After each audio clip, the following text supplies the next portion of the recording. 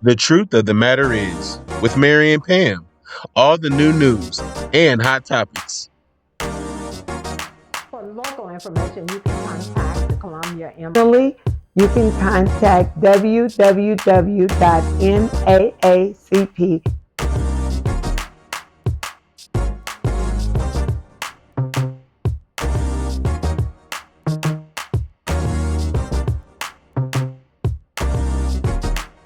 Donald Trump. Part of it. I think that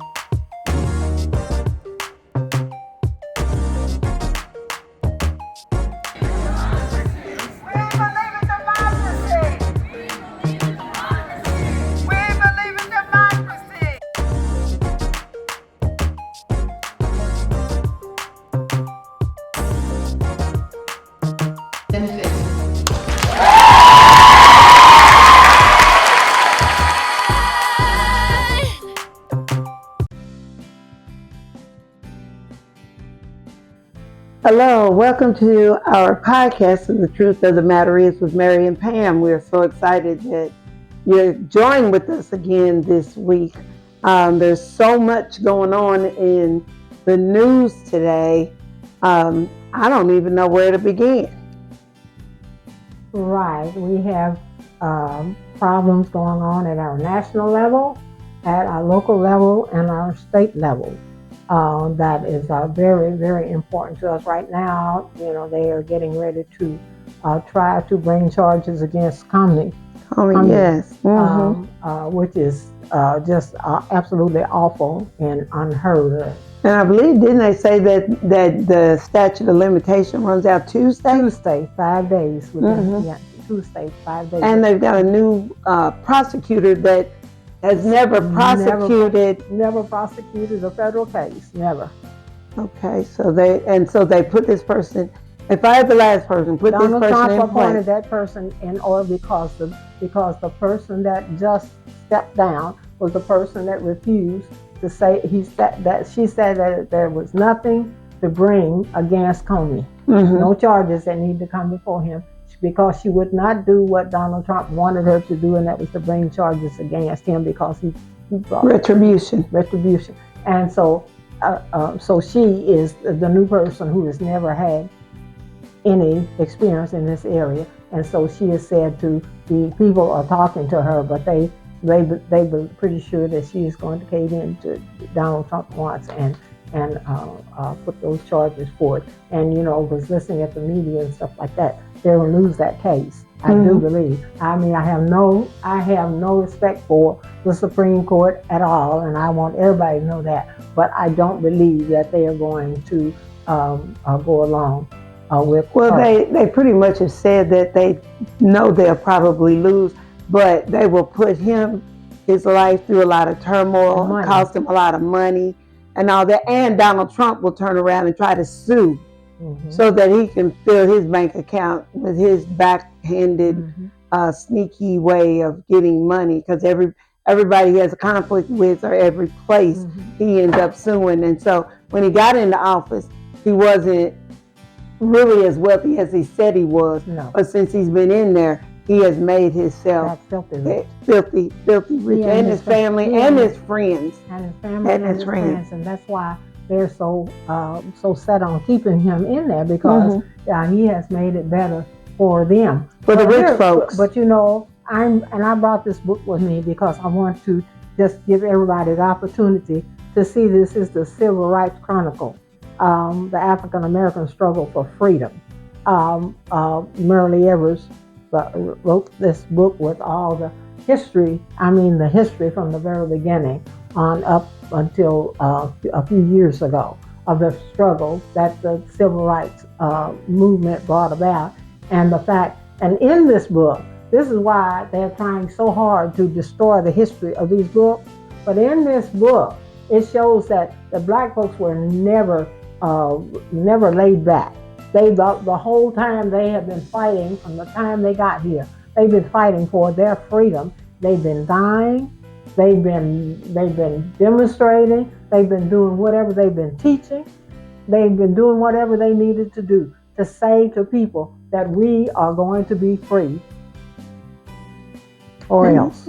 Right. Well, and it's good to have that kind of literature, because our young people need to know our history. Absolutely. Not only so that we can be proud of the people that we are, but so that we will know the obstacles and things that we've dealt with to even get to the point where we are now, and that we are still having all these problems, in spite of the fact that this book explains everything. You'll be able to see in that book, you can see the attitudes and how things happen, and you can see why people on the other side or the other culture doesn't want us to have this book or have anything like this book or anything that explains the trials and tribulations that we had to endure to even get to the point that we are now. Right. And so it's a great book. It's a great read to have, and we encourage everyone to go out and we haven't learn their history. We haven't done a lot of this, of giving people specific books that they need to go to. We need to go do that and make sure that they see the fact that folks, this is not the first time we've gone through this. We've been through. This sounds like a very terrible time for everybody, but folks of African descent have been through much more. They went through many more hardships than that, but they fought. They have always fought, and people will say that's why they don't want this book to be read, because the individual will look at the times now and the time then, and to see how African American folk fought for their freedom, even though when they many times knew that they would be killed, they fought for their ancestors, for people that would be coming on behind them. That's what we have to do. We have to get our people out here. And when I was looking at 1909, there were 9,000 membership to the NAACP, and then in just 19 years it ballooned to 90,000, because the NAACP was the flagship organization doing the work, and one of the things that it talked about, in this is the fact that there were other groups that the NAACP assisted. They did not just say, we're the NAACP and you follow us and do what we do. You develop programs and procedures and this sort of thing, and we will help you implement them. And that is important for all of us to know that what that is saying is that for us, not just black folks, it was not just black folks then, and you will see, if you purchase this book, I'm just telling you, you can purchase this book for $19.95. I hope it's still $19.95, okay? It was presented to me as a national board member, when I was a national board member. And I wanted to just share its content with everybody, because it tells us just how hard and how long people fought for our freedom on every front. Okay. And I think that one of the things about the book that I really like is it not only talks about there's pictures, actual pictures, so that you can actually see what you're reading about. And so now the pictures are not always something that's going to be pretty, but it is truth, and truth is power. And so we have to see and know the gruesomeness, the ugliness, to know that what we went through was not an easy battle. Absolutely. And so it's good to be able to have that kind of material available. So we have to fight to keep those books available. And right now, the way things are going with all this gerrymandering that they're doing, we have got to make sure that we get out and hit the streets and let people know what's going on and why they're doing what they're doing, and how important it is that every vote counts. You might be in the county now, but your vote counts even in the county. And so we need to make sure that people understand that they're trying to draw the lines to change the dynamics so that they can put in place individuals that they want in place. And that we are walking a very, very, very thin line to losing our democracy. Very, very thin line. In fact, we've lost some of it. We've lost some of it. When the president can just discharge the people that he is discharging, that says we've lost. And as of today, they were getting ready to do a bunch more mass firings. He said if the Democrats did not vote for the pretty package that he had, he's changing the name of that. That there would be layoffs. Yes. And that's what he's trying to hold over the Democrats' head when people in the federal government get fired. He wants to be able to say it was the Democrat wouldn't sign the thing, so we couldn't pay the money. No, the Democrats are saying, so you put us in a position, you force us in a position so that you think that we have to do what it is you want us to do, and I hope it won't happen. Well, and people have to realize this is affecting everything. Our health care. We've been talking about going to the doctors. Now the spend downs have increased for individuals. You cannot go to a specialist like you used to. Right. Now you have to go through primaries before you can go. So they send you through a primary, which you have to pay for, to send you to someone else to take x-rays, which you have to pay for. So you have to go to the primary, go to the specialist, get the x-ray, go back to the primary to go to the specialist before. So everybody's getting double paid, getting paid all the way around, and your spend down, your spend down has increased. So it's costing you more money. And then they've cut benefits, so there's less things that you are qualified for. Absolutely. And so it's now starting to hit home because people are seeing. It's really not going to hit home until 26 when people really see the effect of what is happening. I mean, they see it, they feel it now, but they don't feel it the way they're going to feel it. They don't feel it the way, but they're feeling it is what I'm saying. It's coming into place. So they can only expect it to get worse, not better. Absolutely. So we have got to look at what's happening around us and be vigilant in making sure that we're out doing our part to try to make change happen, because if not, we will not have a democracy. And we have to be not afraid to say that the whole thing, the whole, and I'm not afraid to say it, Trump's administration has been to promise people that he is going to take America back to a white America majority. He doesn't want it all white because there's work here that he doesn't want everybody to do. But he is trying to take us to a place back where we have come from already, and we're not going back to that place. And he needs to just understand that we're not going back to that place. We are not, but it's not just us. You have white Americans that are middle class or low income. They're getting affected because. But sometimes they don't think about that until it hits. That's what I was going to say. They don't. They haven't.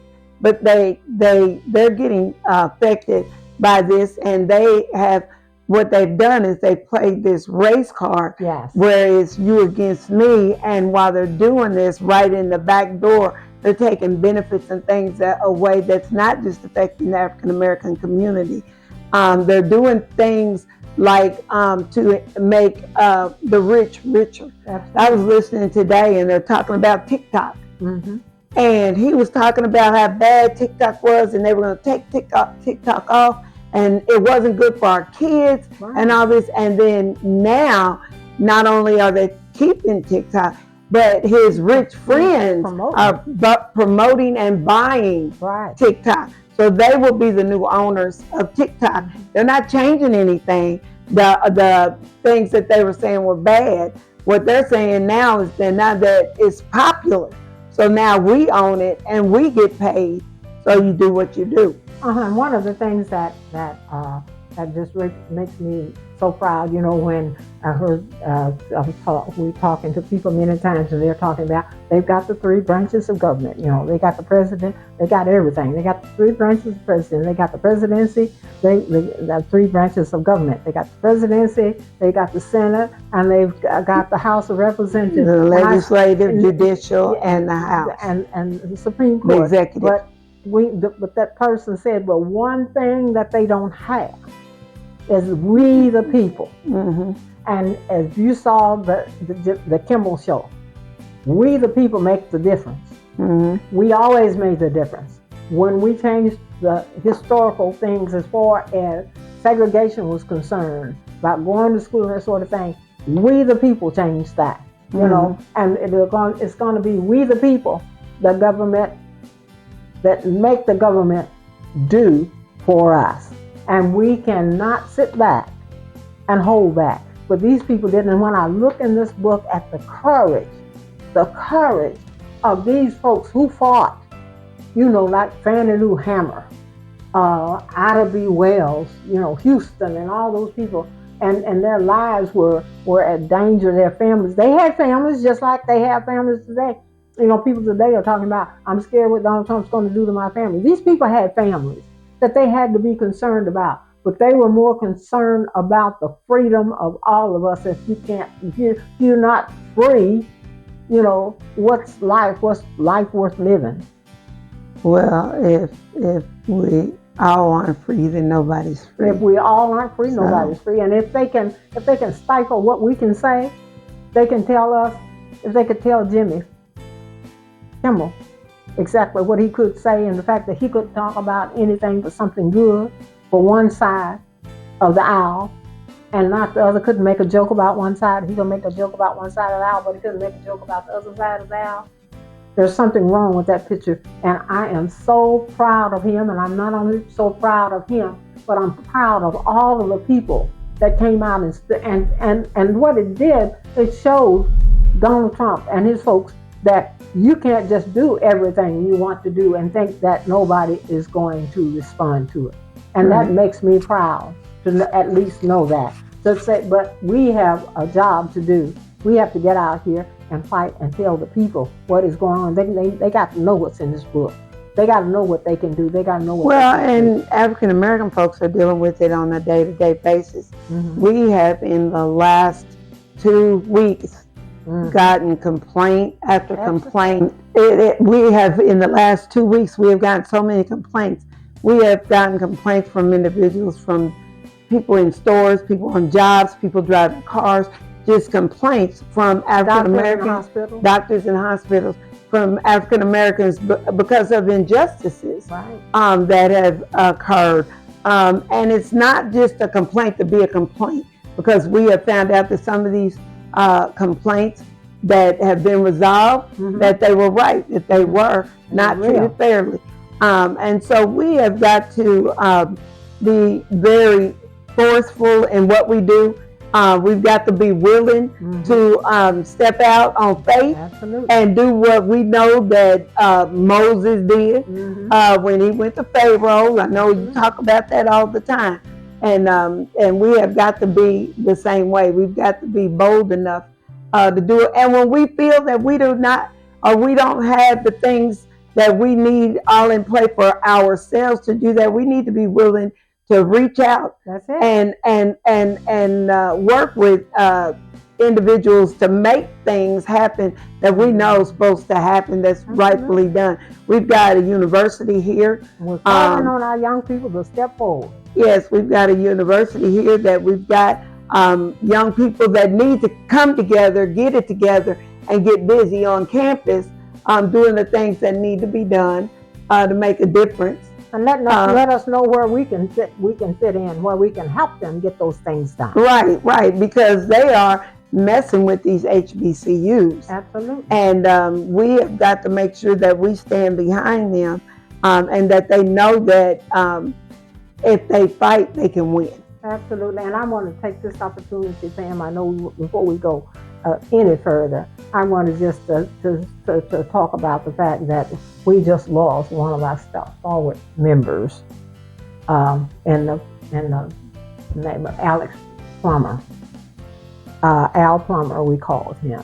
Al was the director of the Human Rights Commission and came on to work for the NAACP and just had been there with us and for us.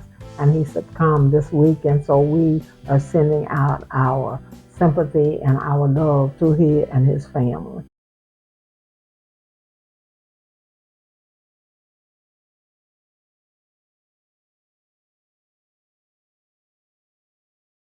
Yes, he was a worker, not only in the NAACP, but as director of the Human Rights Commission. And so we know that his heart was in what he did. Yes.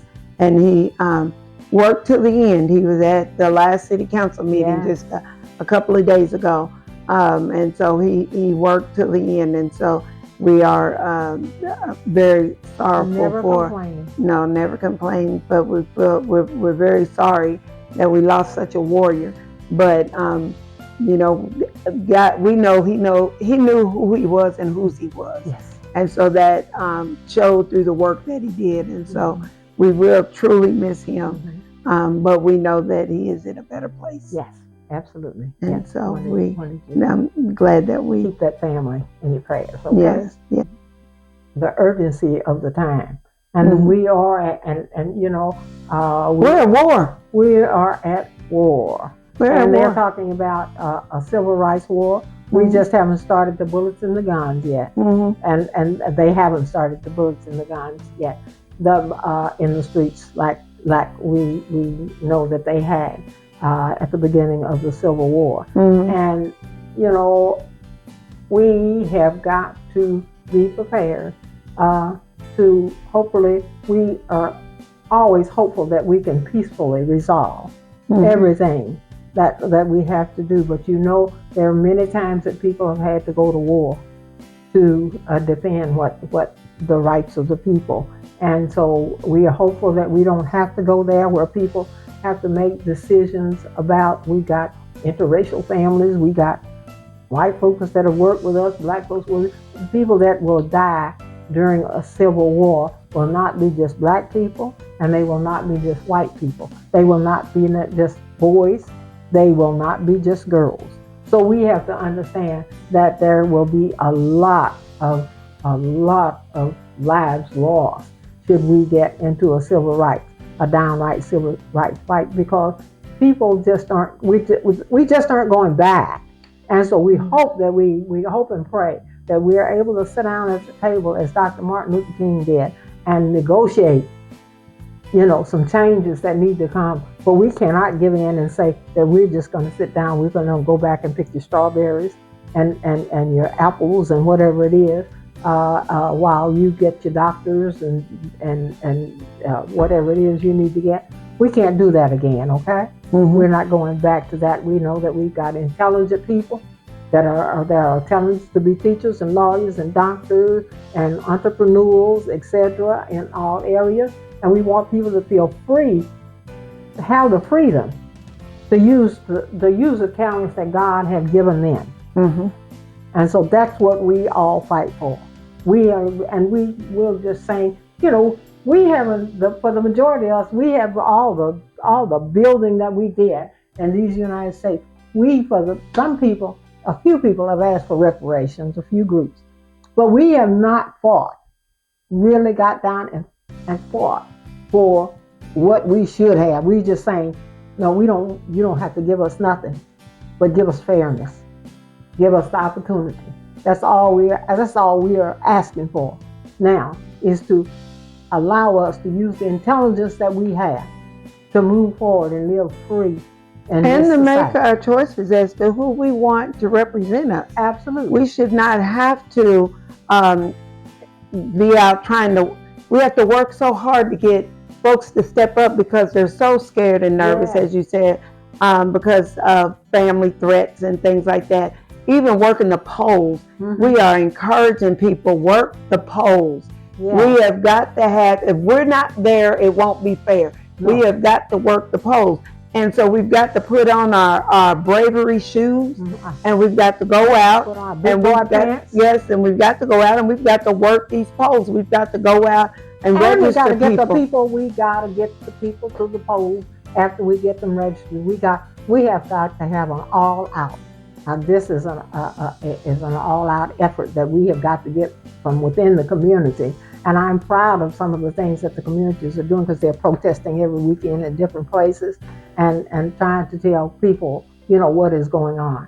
And when I can, I know I will be helping participate in those. And I know that other people will also when they can. We know that we're very, very busy, because it's not a day go by Not a day go by when you say, we talk about the fact that we thought we had a day when we didn't have to do anything, and oops, got to go to a meeting, and we go to this meeting to try to make things better for the people in our community, because people are real. Let's say, the truth of the matter, people are counting on us. Oh yeah. They're counting on us. Well, and we have to realize, and when we say everybody is not able to go out on the front line and say everything. That's right. Everybody's not able to go out on the front line and speak, because some people are not public speakers. But there's a place for everybody. You might be in the background making signs. You can just have your body there at a rally. You don't necessarily have to be the person out in front to make change. You just have to bring yourself and be a part of. So we're encouraging everyone to come out and be a part of the rallies. We've got a No Kings Rally 2 coming up in October here in it's national, but here in Columbia, I believe it's October. Is it the 18th? I believe that's when it is. But we have that. Look for the No Kings Rally in Columbia, Missouri. Come and participate in that. Participate in your local areas with that, because we don't have a king. We don't want a king. And if we don't stop, we'll have a king. Bring your whole family. Bring your whole family. Bring your whole family. Bring You need your whole family. your neighbors. You need to encourage one another, support one another, and know that it's not just happening to me, but it's happening to you. Everything that that goes on in this world, one connects to another. Absolutely. And so when you're doing things to end things that will affect people, such as Medicaid, Medicare, health insurance, you've got somebody that a friend, a family member, someone that's affected. So one thing is affecting somebody anywhere, that in anything that we do. So we're asking you to be a part of that, and don't just sit back and say, well, it's not happening to me. And the other thing is they're totally disrespecting women. And we need to step up and let them know that we're not going to sit down and just be disrespected as women, that we have a right to have a voice. And then one of the things that I want to call to your attention is the fact that there's, of course, in the stores, in the businesses, every place, they are getting a lot more brazen about how they disrespect African Americans within their facilities. Okay, we're hearing more about that, and we are going to speak to that. That we are not going to that's the old tactics that they used in the civil rights movement when they did the segregation. And then that's what we're seeing is that people not being responsive to the needs of African American people. We're not going to sit still and stand for that either. We're just not going to do it. We are going to expect the same services that you give everybody else, no more, no less. We're not asking you to do anything. And sometimes people come on, somebody wants somebody to give them something. We don't want nobody to give us nothing. I use James Brown's word: open the door, I get it myself. And that's the way we've been. That's the way we are. If we get it ourselves, we are intelligent enough that we have shown that we can make decisions that are good, sound decisions for ourselves and for our families and for the community as a whole. Right. And people talk about the country and all the negativity, but sometimes you don't know what you got until it's taken away. That's right. And that's what's happening now. Things are being taken away. So all of the negativity that people were saying relating to African Americans or Hispanics or Mexicans, or all of that negativity that has been spoken, now that it's starting to affect other people or each other, then you will see the impact that it has. We have got to, as a country, come together and realize that everything that goes on in this country is just like a puzzle. Absolutely. One thing links in with another. So what hurts you in the long run is going to hurt me. All of us. And so we need to think about what we take for granted. We consider a luxury that being able to vote for who we want, being able to say what we want without being negative to somebody, but to be able to speak and say, this is what I believe, this is what I don't believe. That those freedoms to be able to do that, to think about the fact that somebody is on the verge of snatching all of that away. If you don't say what I say or think like I think, and the sad thing is the person that's trying to do it doesn't have a mind that I think I even want to even try to think like. But if you don't think like this specific person, then I'm going to lock you up, or I'm going to make your life miserable, or I'm going to take things away from you, such as health care, because I think that it's a little you and it's a bigger me. Absolutely. And I want to uplift my friends, make the rich richer and the poor poor. And then the sad thing is, he's got so many people brainwashed that they think that they're doing this for the country. They really, really think they're doing this for the country, and they're going to find out they're doing this for Donald Trump. And that's not what is so. That's the thing that is so puzzling, and it has to be is the fact that people don't think about people as a whole. They think about Donald Trump is so removed from them that Donald Trump now is one of the most richest people in the world. One of the most richest people in the world. From January to now, because he was. No, he wasn't. But I'm talking about now. Yeah. Okay. And and people don't realize that Donald Trump is for Donald Trump. He, even his family members, he has never ever reached out and tried to pull anybody up. Some people talk about pull people up by the bootstraps. He's not ever tried to do that to anybody. Anytime anybody came to him with anything, is what can you do for me? Right. What can you do for me? How can you lift me up? And if you don't have anything to lift him up, then he is not going to help you do anything. And these dummies out here who are afraid of their shadows, obviously, who are just doing, and I'm sure that Johnson, we're talking about Johnson now, I'm sure that he's getting a good reward for where he stands as far as Donald Trump is concerned. And now what they're trying to do is everybody that says something about him, they want to jump up and sue them, for a character. But people got to hang in there and know that we've got the freedom of speech here and fight for it, go to court for it, do whatever we do. And when somebody like Jimmy Kimmel, if we need to go to work for them and help do some fundraising and stuff like that, when they say what they have to say and do what they have to say, and they're punished for doing that, and they will put them outside of what they can afford to do as far as their legal expenses concerned, we have to be all on board with that. Right. We have to be on board with that to understand that, and we have to do, we have to do some fundraising ourselves.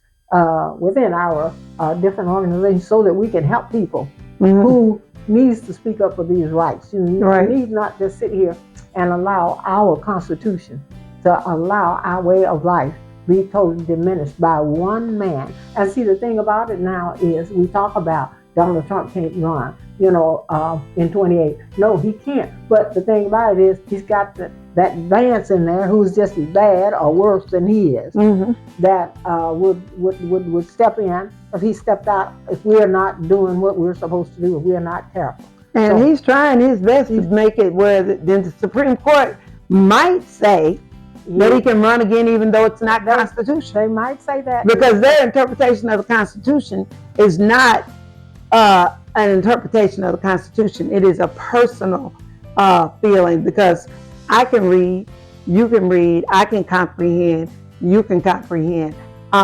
They were taught at a school by a teacher somewhere that comprehended. They were not taught that. That is an ideal that was placed in their head and that they have just consumed themselves with to uplift themselves. And so they might try to interpret the Constitution as to say that there is a way for him to run again. We're going to have to fight that battle. We're going to have to fight that battle, and we're going to have to fight that battle. And we cannot be afraid. We've got to stand up, and we've got to fight. We cannot give in. And I know that we can't be here. I know that we are about out of time here today. But I want to just be able to say to the community and to the nation is that we've got to come together as a nation and come together and say that we have a democracy that we are proud of. We have free speech that we are proud of. And that if we don't come together, we're going to lose that. And we need to come forth and step up and not be afraid. Exactly. And with that being said, we want to thank you all for coming to join us today on The Truth of the Matter Is with Mary and Pam. We hope that you have enjoyed the show. We hope that we have enlightened you. We hope we have encouraged you to get out and be a part of change for the better for this country.